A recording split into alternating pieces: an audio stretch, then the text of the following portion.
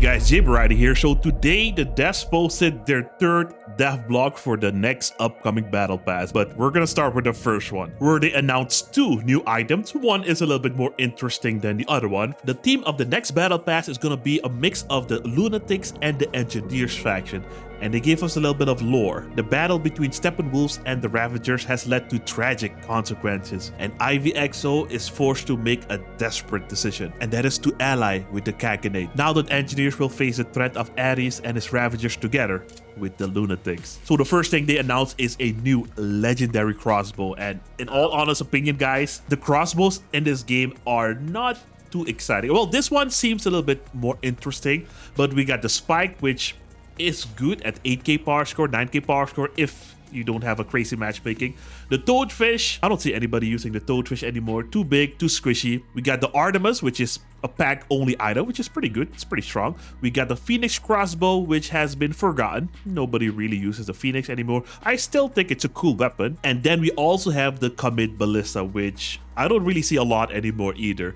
But basically, we're getting a new legendary crossbow, which is basically the bigger brother of the Phoenix crossbow. Or no, it's not the bigger brother of the Phoenix crossbow. It's a combination of the Phoenix crossbow and the Varun crossbow. Oh yeah, that's another crossbow. We have so many crossbows in this game. This new crossbow is called the Corax, and it fires heavy projectiles. And if you maintain a certain shooting rhythm, just like the Varuns, you get increased damage. But there's also a secondary firing mode. I'm not sure if it's gonna be like a secondary firing mode, like by pressing another button. But if you don't want to keep the smooth sequence, the bolt will stick into the enemy and explode, which is very, very interesting. In one of their unlisted short videos, they showed how this thing was firing. To me, it looked like an automatic crossbow, but we kind of already have that with the Artemis. I hope this doesn't feel like the Varun. I have a feeling it might, because with the Varun crossbow, you have to keep firing to keep the sequence, even if there are no enemies nearby. And I find that a little bit annoying. And I fear this crossbow might function the same way. And for the first time ever, we are getting a charge booster in the game.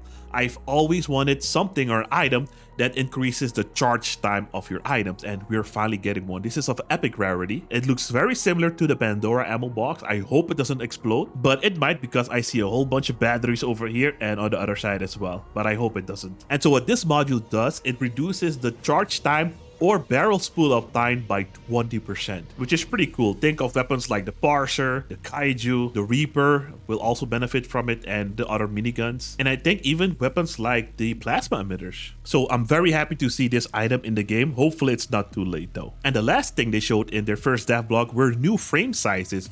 We are getting light and heavy 1x7 frames, and we're also getting new L-shaped frames, 6x4x1s, also light and heavy versions.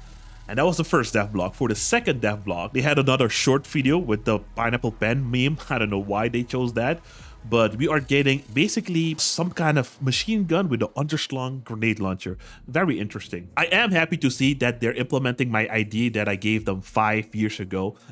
Even though I don't get credit, I said that we need more weapons in the game that have 2 firing modes. Makes the game a little bit more interesting. We've had weapons like the Compiler, the Slaughterers, this new crossbow, and this new legendary machine gun is also getting 2 firing modes. This one is called the Hybrid. And with this weapon, the perk is as follows. In the first firing mode, the machine gun, you build up a boost that will increase the explosion radius of your grenade launcher. And when using the grenade launcher shot, you build up a boost to increase the machine gun's damage. But there is a but. The effect is not permanent. It only lasts for 10 seconds. And I think this is a good direction to go to instead of previous items we had in the past, like the Catalina, the Beacon 11. Powerful perks like that should not be permanent. I mean, right now it's already in the game, so I would feel kind of annoyed if they removed it, but this is a way better approach than giving an item permanent damage resistance or damage increase. And props to the design team.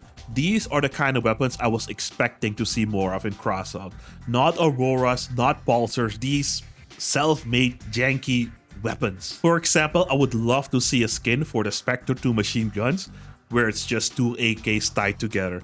And for the 2-barrel rocket launcher, I would love to see a skin with just 2 RPGs sitting next to each other. You know, I would love to see more weapons like that, especially if it's for the Lunatic faction. I know the Steppenwolves are a little bit more militarized, so they probably have like military stock, and unfortunately the Dawn's Children have nothing but made up weapons. Anyway, let's move on. Unfortunately though, fellas, the next item does not have a temporary perk. This is a permanent perk that increases the damage output are up to 80%.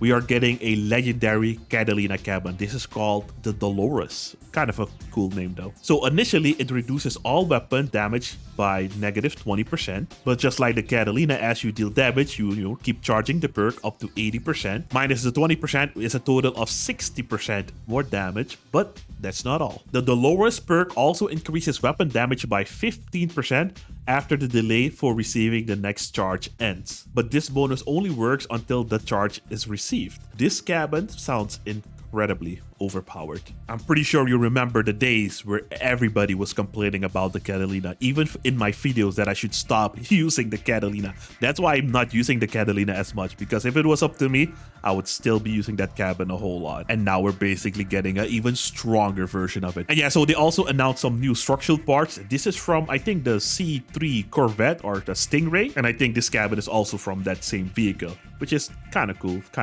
Yeah, so I think the new cabin and the structural parts were inspired by this vehicle. When I was younger, I loved this car because Chris Tucker was driving it in the first Rush Hour movie. It looked so sick over there. And these items were the last they announced in the second dev blog. And now we move on to the third dev blog. We also saw a short video from this where we actually saw a hovercraft flipping and moving around like crazy. I was like, is this gonna be a new brawl or is this a new movement part? And well, here it is. It is actually a movement part. I don't think anybody expected the devs to add hover pad. I don't even what they're not wheels. Hover pads, what are they called? I genuinely want to know, what are these called? Hover, let me see. Maybe it's written here somewhere. Nope, they just call it a movement part. But we'll get to that. First, they announced a new legendary shotgun, the Shredder, which from the looks of it is gonna be a mix between the Aerotron and the Parser, and is meant to be used at a longer range. Usually shotguns are for close combat situations, but this one, you'll benefit more from it when using at a longer range. So it says here it fires a cluster of 8 pellets with a wide spread, kind of like the Jumbo already, or the Parser. And as the weapons fires, the Shredder's fire rate increases. So unlike the other shotguns, the Parser and the Aerotron, this one is, I'm assuming, fully automatic, or it has like a clip. The thing on top here, that looks like a magazine of some sorts. And the perk is as follows. The farther away the enemy is, the stronger your shots will be. For every 1 meter to the target, the damage of the Shredder will increase by 5%. By 5%. I'm not sure how effective this is gonna be. If the spread is tight like the Parser, then yeah, it's gonna be strong. But they mentioned it's gonna be it's gonna have a wide spread. So if not all the pellets hit the target, then I don't know. We'll have to see. It does look like it's gonna shoot some kind of disc or something. Yeah, and so the next item they announced is the new movement part, the MVP Torpedo. Oh, it's an air cushion. I was looking for the name. Yeah, this is an air cushion. Okay, got it. I'm not sure how durable this is going to be. I saw some people in the comments like, oh, this is gonna be easy to pop. But you know, movement parts in Crossout don't pop. I would be surprised if this had a pop mechanic and to where you would have to recharge it like the period. Like, I don't think so. I think it's just gonna be a movement part that's, I don't know. It's probably not gonna be the most durable part to make it more realistic, but it's gonna be interesting to see. But basically what this movement part does is increases your damage resistance. You get a maximum of 35% damage resistance at a speed of 115 kilometers per hour. I've mentioned this many times before. I'm not a big fan of the damage resistance perk and the damage increase perk because they become hard to balance. This one though, you know, it's not a permanent perk. You need to be going fast. But the problem is in Crossout we have multiple modules that increase the damage or reduce the incoming damage. Right now we have cabins that reduce and increase damage. We have movement parts that only reduce damage. We have modules that increase and reduce damage. We have co-drivers that reduce and increase damage. And then we also have the weapons themselves. And sometimes you can have a pretty disgusting combo where everything aligns to have the maximum damage resistance or the maximum damage output. Like the Punisher video I did, dude, that thing is crazy. Anyways, I'm getting off topic. Interesting to see how this is gonna perform. I think the Tusk players are gonna be happy with this thing. There's still a few people that zoom around the map with Tusk builds. And the last things they showed us are new structural parts. Side panels or side skirts and another rear part of, this looks like some kind of VW bus, a beach buggy bus or something like that. And yeah, that's pretty much it. So in this battle pass, we get one new movement part, we get a new shotgun, a new light cabin, a new machine gun, new frames, a new module, and another new crossbow. Not gonna lie, these are some pretty interesting items. Anyways, I don't want to keep it too long. By the time this video is up, I will be streaming live on Twitch, so make sure to come by and say, hey, what's up, JB? How you doing, man? Arc Raiders just dropped their new map, and I can't wait to just hop on and just do some raiding, man. Let me know what you guys think about the upcoming season. I'm excited to try out this new shotgun and the machine gun. Those look really interesting. And also, of course, the air cushion that looks kind of goofy, but it might be fun. So if you guys found this video informative, or if you enjoyed it, you know what to do. Leave a like, subscribe to the channel, and I'll see you guys in the next one. Thanks for watching. Have a great day. Peace.